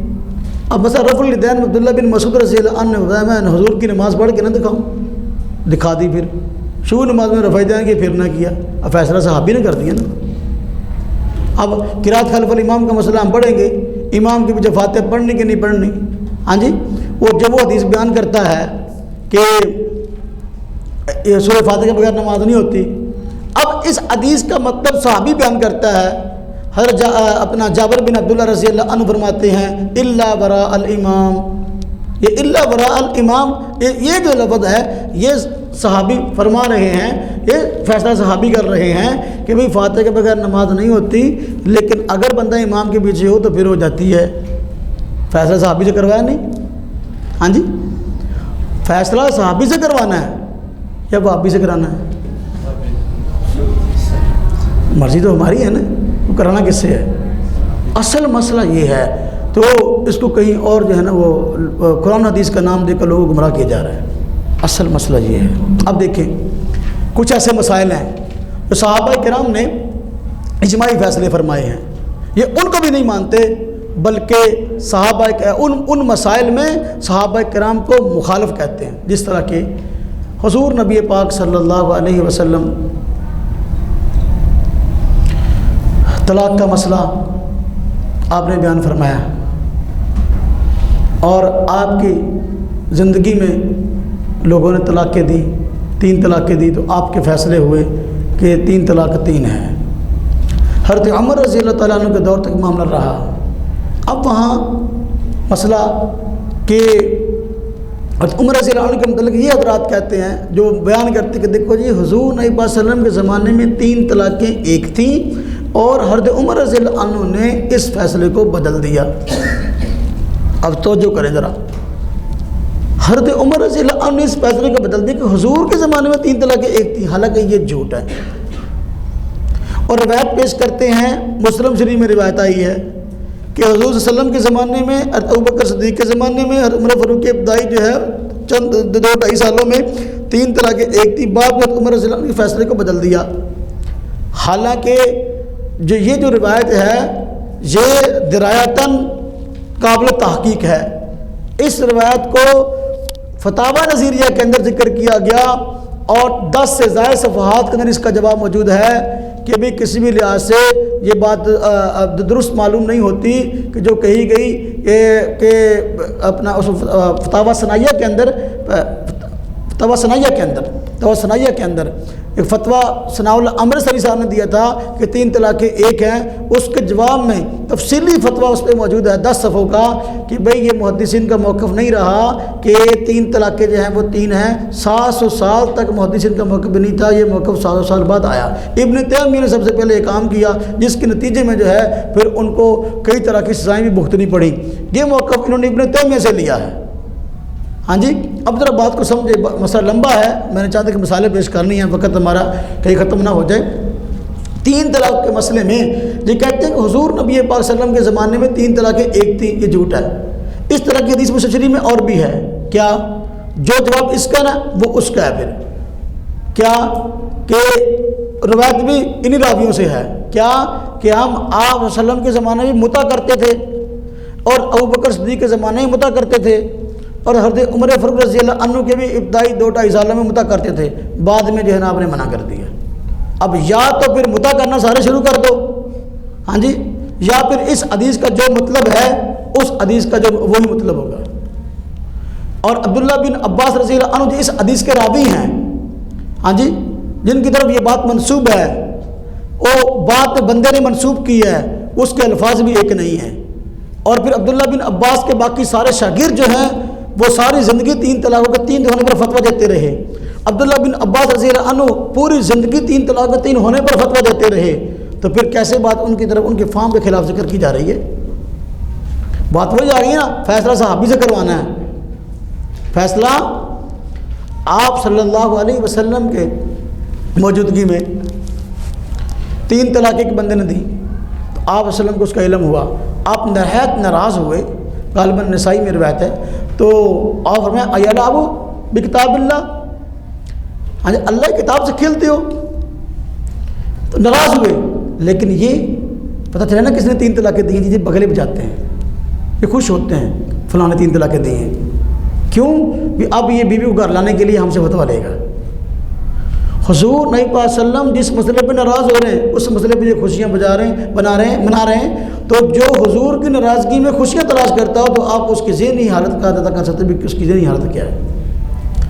آپ صلی اللہ علیہ وسلم کی مبارک آیات میں امام بخاری نے باب قائم کیا، باب من اجاز طلاق الثلاث، 3 طلاق کے 3 ہیں۔ وہاں حضرت عمر اجلانی رضی اللہ عنہ کا واقعہ آیا، میاں بیوی میں آپس کے اندر جو ہے نا وہ اختلافات بڑھے، نتیجہ یہ ہوا کہ فیصلہ آپ وسلم کے پاس آ گیا۔ جب بیوی میاں سے مطمئن نہیں تھی اور میاں بیوی سے مطمئن نہیں تھے تو کافی زیادہ لیدے ہوئی، تو حضرت عمر اجلانی رضی اللہ عنہ نے حضور نبی پاک صلی اللہ علیہ وسلم کی موجودگی میں اپنی بیوی کو 3 طلاقیں دے دی، یہ روایت بخاری میں ہے، 3 طلاقیں دے دی، اور امام بخاری اس کے اندر فیصلہ فرما رہے ہیں 3 طلاقیں دی 3 ہو گئی۔ اب یہ کیسے کہتا ہے کہ حضور کے زمانے میں 3 طلاقیں ایک تھی؟ ہاں جی یہ کیسے کہتا ہے کہ حضور کے زمانے میں 3 طلاقیں ایک تھی؟ امام بخاری اس چیپٹر کے تحت کئی روایت ہیں، میرا موضوع نہیں ہے کہ 3 طلاقیں 3 ہوتی ہیں، اب یہ بخاری کا نام بھی لیتا ہے، لیکن بخاری کے والا کہتا ہے کہ وہ 3 طلاقیں جو 3 ہوتی ہیں۔ اب حضرت عمر مسئلہ سمجھانا ہے، حضرت عمر رضی اللہ عنہ نے جو فیصلہ فرمایا 3 طلاقوں کو نافذ، اصل مسئلہ یہ تھا ایک بندہ اپنی بیوی کو لفظ بولتا تجھے طلاق تجھے طلاق تجھے طلاق، یہ 3 مرتبہ، تو کیا جب اس نے دوسری اور تیسری مرتبہ یہ لفظ بولا تو دوسری تیسری مرتبہ اس نے پہلی طلاق کی خبر دی ہے یا نئی نیت کی ہے؟ اصل مسئلہ یہ تھا، پہلے خیر غالب تھا اور لوگ سچ بول دیتے تھے، تو اگر کوئی بندہ اس طرح 3 مرتبہ لفظ بولتا، ہاں جی، تو اگر اس نے نیت 1 کی ہوتی تو وہ بتا دیتا، اگر نیت 3 کی ہوتی تو وہ بتا دیتا، تو لیکن بعد میں جھوٹ پھیلنا شروع ہوا، اب لوگوں نے جھوٹ بولنا شروع کر دیا، نیت بسا اوقات 3 کی کرتے تھے، بعد میں بیوی کو گھر لانے کے لیے کہتے تھے کہ میں نے 1 کی نیت کی ہے، تو یہاں خیانت ہونا شروع ہوئی، تو حضرت عمر رضی اللہ عنہ نے فرمایا نہ، اب 3 طلاق کا لفظ اپنی زبان پر نہ لانا، جو بندہ لائے گا میں نیت نہیں پوچھوں گا، کیوں؟ جھوٹ بولنے لگے ہیں لوگ، حرام کاری کرنے لگے ہیں، اس لیے جو ہے میں اب 3 طلاقوں کو 3 ہی شمار کروں گا، مسئلہ اصل میں یہ ہے۔ اب دیکھو کہ ایک صحابی نے طلاق دی تو آپ نے پوچھا کیا تو نے 3 کی نیت کی تھی؟ قسم دے کر پوچھا، سنن ابی داؤد میں روایت ہے، تو کیا تو نے 3 کی نیت کی تھی؟ اور قسم دے کر فرمایا واللہ ما اردت الا واحدہ، اس نے کہا واللہ ما اردت الا واحدہ، اللہ کی قسم میں نے 1 کی نیت کی تھی۔ اب آپ صلی اللہ علیہ وسلم اسے قسم دلوا رہے ہیں، اگر حضور صلی اللہ علیہ وسلم کے زمانے میں 3 طلاقیں ہر صورت 1 ہی ہوتی تھی تو قسم لینے کی ضرورت ہے، دینے کی ضرورت ہے؟ تو بار بار جب حضرت عمر رضی اللہ عنہ نے فیصلہ کیا تو سارے صحابہ نے اس فیصلے کو قبول کیا اور فرمایا آج کے دور میں علاج یہی ہونا چاہیے کہ جو بندہ 3 طلاق کا لفظ زبان پہ لائے 3 مرتبہ کہ اب اسے نیت نہ پوچھو، لوگ جھوٹ بولتے ہیں۔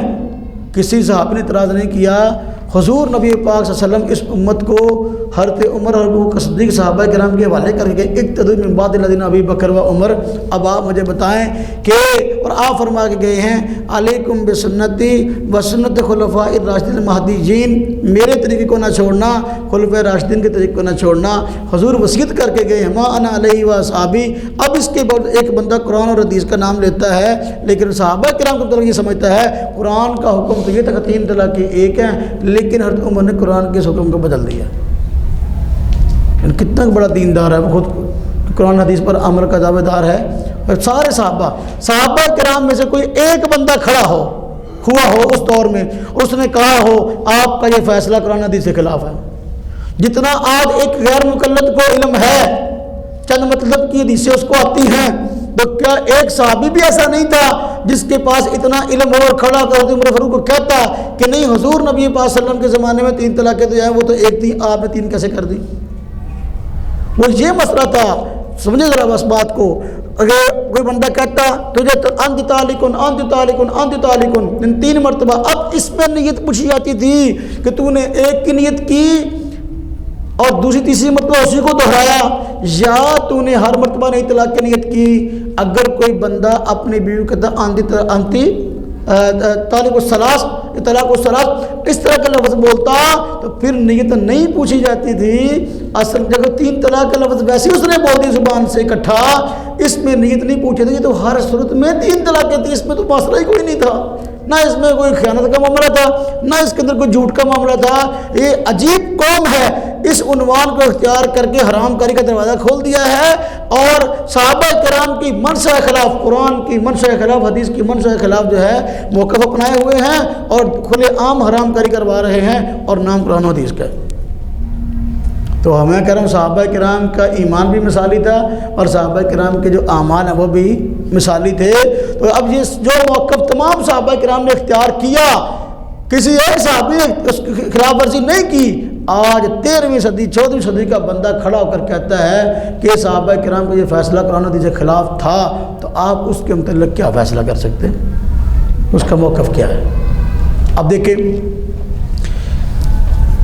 حضرت عثمان رضی اللہ تعالیٰ عنہ، حضرت عثمان رضی اللہ تعالیٰ عنہ کے دور میں ماشاءاللہ اسلام مزید ترقی کرتا ہے اور مسلمانوں میں خوشحالی بھی آتی ہے۔ تو دوسری اذان کا مسئلہ، جو اذان عثمانی سے کہتے ہیں، تو دوسری اذان کا مسئلہ آیا کہ بھئی ایک اور اذان کا اضافہ کیا جائے، جو زورہ کے مقام پہ دی جائے، تاکہ لوگ کاروبار میں مشغول ہوتے ہیں۔ اس دور میں سپیکر تو ہوتے نہیں تھے، کاروبار میں مشغول ہوتے ہیں، اس مشغولیت کی وجہ سے کسی کو اذان سن پاتی ہے، کسی کو نہیں، اور مشغولیت کی وجہ سے بس وقت بندے کو دھیان نہیں جاتا، لہذا اس اذان سے پہلے ایک اور اذان دی جائے جس سے لوگ متوجہ ہو کر نماز جمعہ کے لیے وقت پہ آنا شروع کر دیں۔ تو ایک اور اذان کا اضافہ ہوا صحابہ کرام کے مشورے سے، اور کسی صحابی نے اس پہ اعتراض نہیں کیا۔ صحابہ کرام کے اس مسئلے پہ اجماع، اگر کسی کو کوئی اعتراض ہو بھی، تاریخ میں کوئی ڈھونڈ بھی لے، تو صحابہ کرام کے اجماع کی موجودگی میں تو اس کی رائے ذاتی رائے کے تو معاملہ کوئی نہیں نا جی، ایک طرف ہے۔ تو صحابہ کرام نے بحث تھے، مجھے بھی امام بخاری رحمۃ اللہ علیہ نے بھی اس بات کو ذکر کیا، بھی اسی پر جو ہے معاملہ ٹھہر گیا، اسی پہ جو ہے نا سب مسلمانوں کا عمل شروع ہو گیا۔ اب ایک مسئلہ اجماعی ہے صحابہ کرام کا، اور غیر سبیل المؤمنین کو چھوڑ کر ایک بندہ جو ہے اور راستہ اختیار کرتا کہتا ہے کہ اذان عثمانی بدعت ہے، گویا کہ وہ فتویٰ جو ہے وہ کس پہ لگا رہا ہے؟ تمام صحابہ کرام پہ، کہ سارے صحابہ بدعتی ہیں۔ آپ اس حدیث کو سمجھیں، علیکم بسنتی و سنت خلفاء الراشدین المہدیین۔ بدعت صحابہ کرام کا عمل بدعت ہو سکتا ہے؟ کبھی نہیں ہو سکتا۔ سنت اور بدعت کبھی جمع نہیں ہو سکتے۔ جو سنت ہے وہ کبھی بدعت نہیں ہو سکتی، اور جو بدعت ہے وہ کبھی سنت نہیں ہو سکتی۔ حضور نبی پاک صلی اللہ علیہ وسلم ہمیں خلفائے راشدین صحابہ کرام کے سپرد کر کے گئے ہیں۔ آپ نے فرمایا علیکم بسنتی و سنت خلفاء الراشدین المہدیین، فرمایا میری سنت کو لازم پکڑ لینا اور خلفائے راشدین کی سنت کو۔ ہاں اگر آپ یوں فرماتے علیکم بسنتی، اتنا ہی کافی تھا۔ سنت خلفائے راشدین کیوں فرمایا؟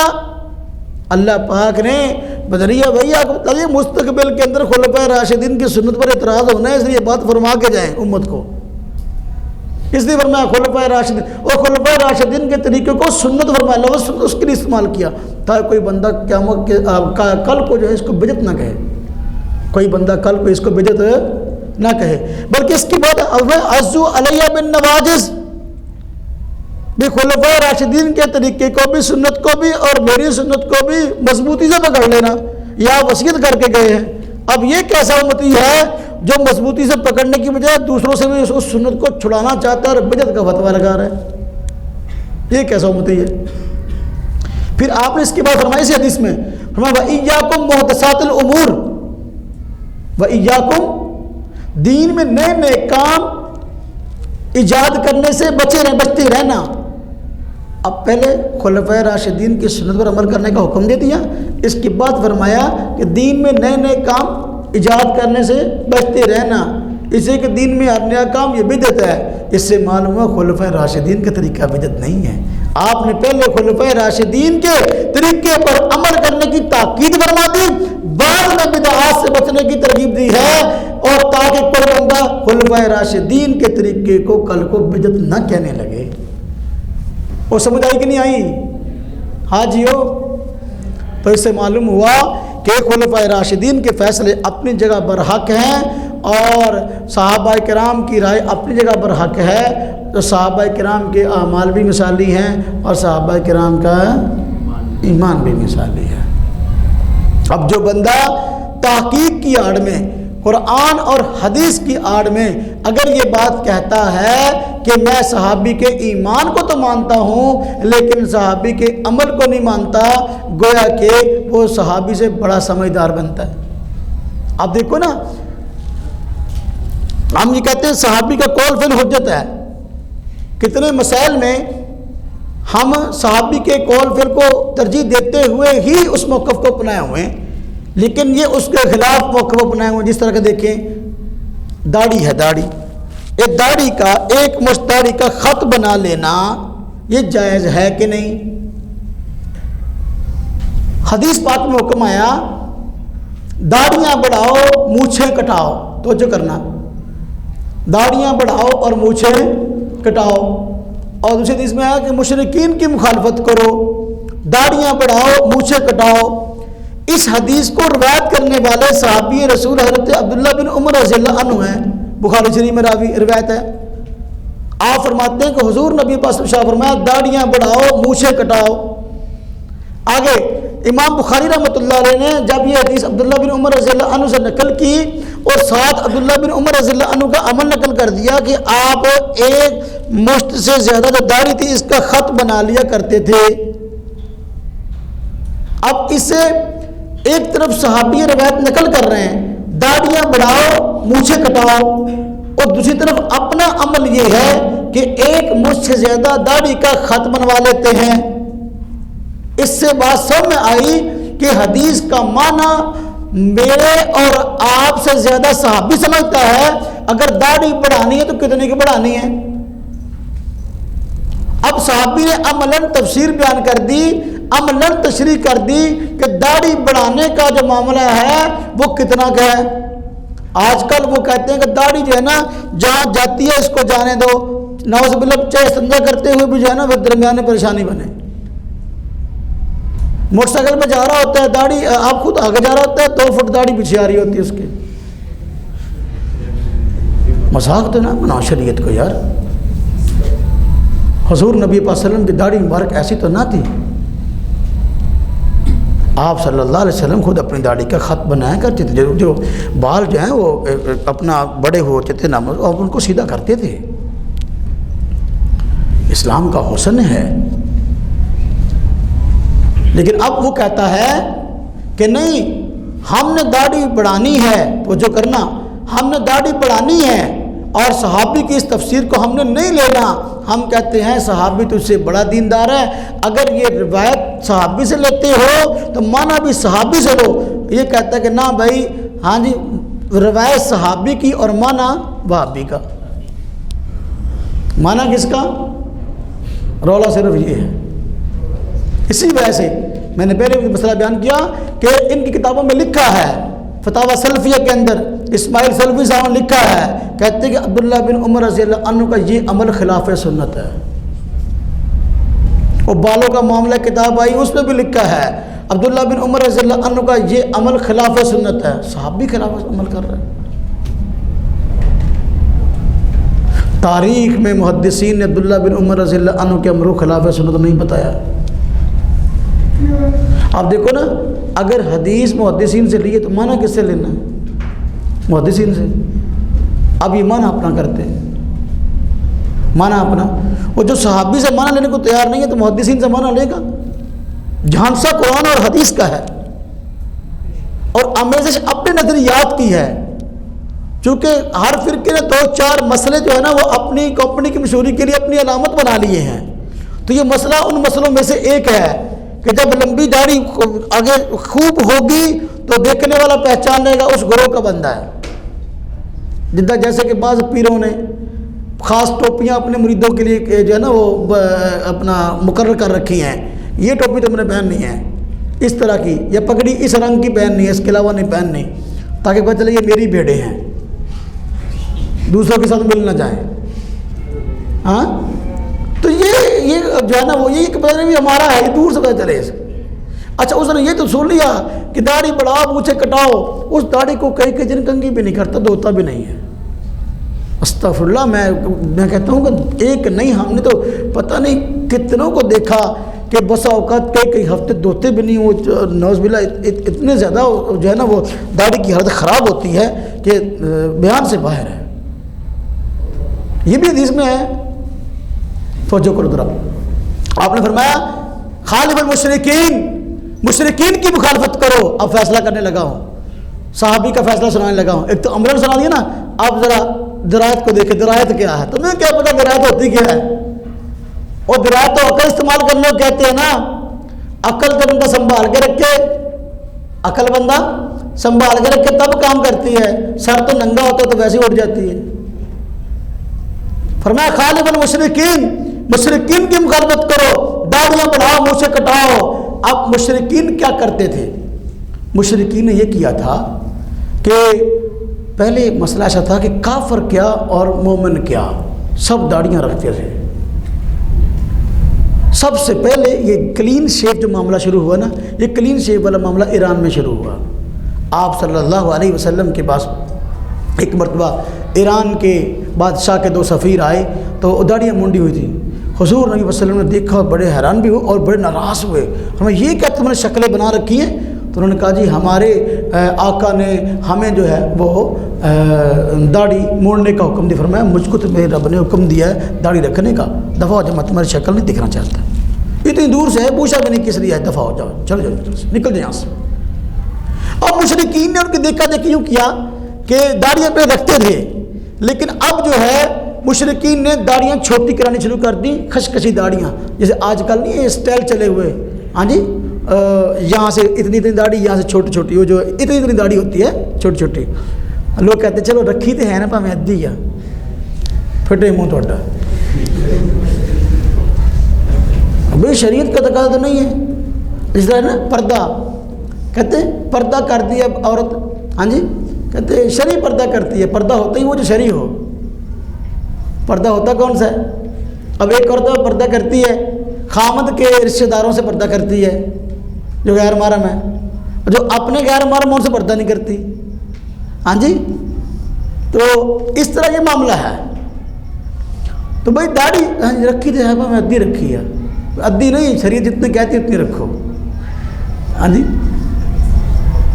بندہ سنڈیا بیٹھا. میں نے اب دیکھا وغیرہ میرا مخاطب نہیں ہے.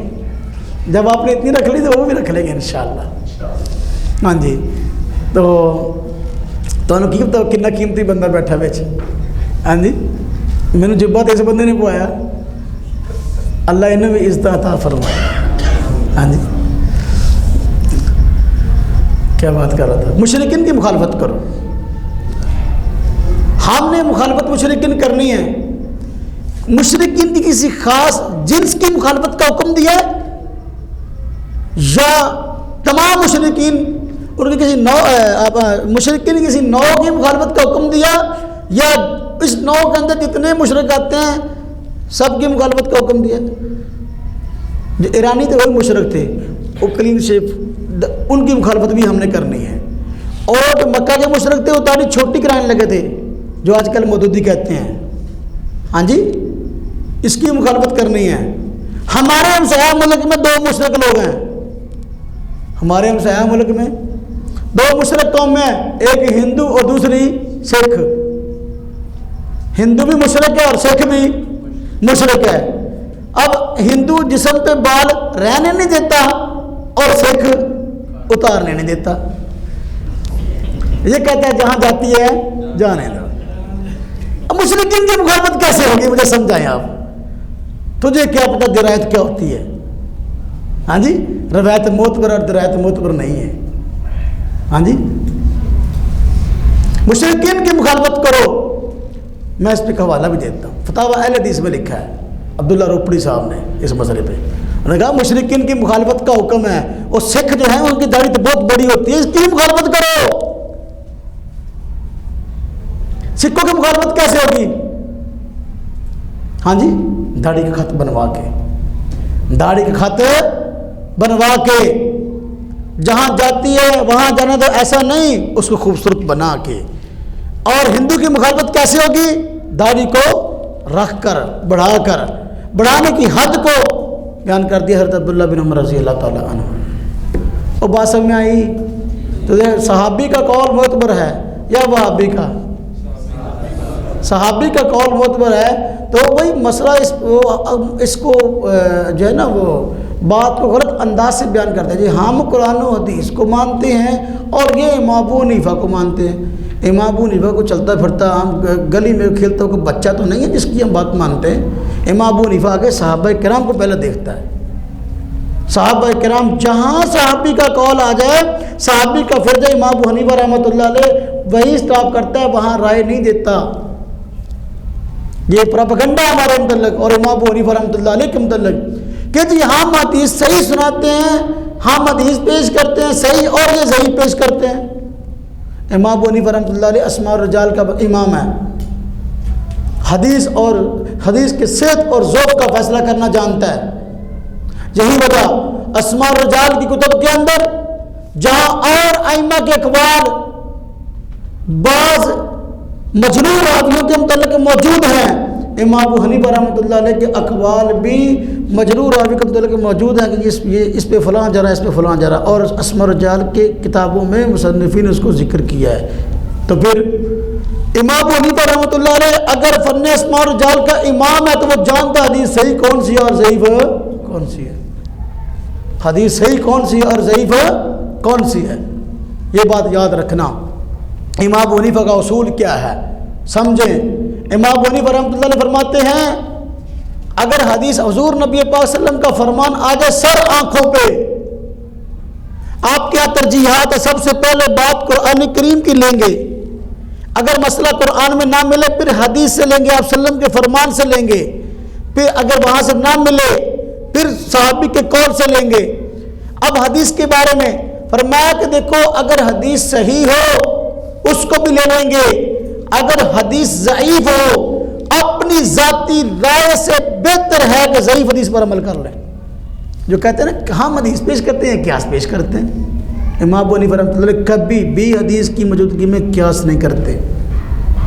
ضعیف حدیث بھی موجود ہو، ائمہ حنفیہ کا اصول ہے کہ ضعیف حدیث کہتے ہیں کس کو ہے کہ حضور کا فرمان اپنی جگہ ٹھیک ہے، حدیث مان گڑت نہیں ہے، بیان کرنے والے راوی میں بھی کمزوری ہے، یہ حدیث ضعیف. ضعیف حدیث کیا ہوتی ہے؟ جو آپ نے فرمایا وہ اپنی جگہ ٹھیک ہے لیکن بیان کرنے والے کسی راوی کے اندر کوئی کمزوری ہے، وہ ضعیف حدیث ہے. تو ذاتی رائے سے ضعیف حدیث پھر بہتر ہے، اس لیے کہ حضور نبی پاک صلی اللہ علیہ وسلم کی طرف اس بات کی نسبت ضرور ہے، وہ بھی سر آنکھوں پر. امام ابو حنیفہ جو ضعیف حدیث کو اپنے قیاس پر ترجیح دیتا ہے صحیح حدیث کو کہے چھوڑ سکتا ہے؟ پروپیگنڈا ہے امام ابو حنیفہ رحمۃ اللہ علیہ کے خلاف. اور پھر فرمایا صحابی کا قول پھر آ جائے سر آنکھوں پر، اس لیے صحابی کے قول کو نہیں چھوڑتے. تو میرے بھائیوں یہ پروپیگنڈا غلط ہے کہ کہتے ہیں کہ ہم مانتے ہیں قرآن اور حدیث کو اور یہ مانتے ہیں قیاس کو یا امام ابو حنیفہ کے قول کو. نہیں، اصل مسئلہ یہ ہے کہ عمل ہمارا بھی موقع ہے کہ ہم نے عمل قرآن اور سنت پہ کرنا ہے، اور بات حدیث کی نہیں سنت کی. ہم کہتے ہیں عمل قرآن اور سنت پہ کرنا ہے، وہ کہتے ہیں عمل قرآن اور حدیث پہ کرنا ہے. نمبر 2 ہم کہتے ہیں عمل قرآن اور سنت پہ کرنا ہے لیکن بڑوں سے پوچھ کر کرنا ہے، صحابہ کرام سے پوچھ کر کرنا ہے. صحابی جو معنی بیان کریں گے اس کو لینا ہے، تو صحابی کے معنی کو کراس نہیں کرنا. اپنی رائے پیش کرتے ہیں، اس رائے کو قرآن و حدیث پیش جو ہے بناتے ہیں. کہتے ہیں یہ قرآن کی مخالفت کاری حدیث کی، وہ قرآن اور حدیث کی مخالفت نہیں ہوتی، اس کی رائے کی مخالفت ہوتی ہے. اپنی رائے کو وہ قرآن بنا کے پیش کر رہا ہوتا ہے اور اپنی رائے کو حدیث بنا کے پیش کر رہا ہوتا ہے، حالانکہ بات حدیث میں نہیں ہوتی، وہ قرآن میں نہیں ہوتی، اس کی رائے ہوتی ہے. اب صحابی کی رائے تو معتبر نہ ہو، لیکن یہ وہابی جو اپنی رائے کو محبر مسرت کرے، ہم کیسے مان لیں؟ بات سمجھ میں آ گئی؟ ساری بات کا حاصل یہ ہوا صحابہ کرام کے اقوال بھی اپنی جگہ حجت ہیں، اور صحابہ کرام کے اعمال بھی حجت ہیں، اور صحابہ کرام کا ایمان بھی اپنی جگہ مثالی ہے۔ اللہ تبارک و تعالی ہم سب کو دین اسلام کی صحیح سمجھ اور فہم عطا فرمائے۔